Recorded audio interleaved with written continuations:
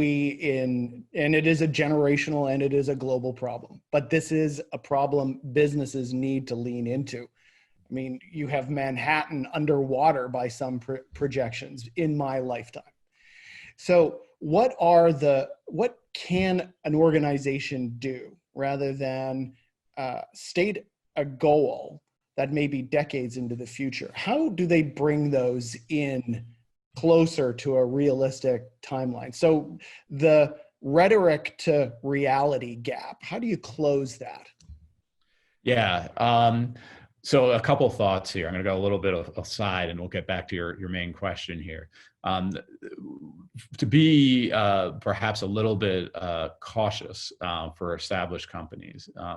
The track record of established companies navigating significant disruptive events in their industries is not good, right? And we have so many anecdotes we can reference, Kodak and imaging, like I mentioned before, Blockbuster and video sales, and so on down the list. And there's any number of reasons why a large incumbent companies, when faced with disruption and changes and shifts in the marketplace, struggle.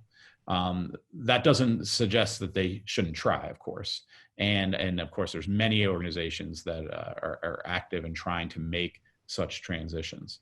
And so I think what companies have to think about are, in terms of, let's say, something like climate change, there are these longer term impacts here that are fortunately getting closer and closer in real time to us today. Those motivate behavioral change by the companies to some extent.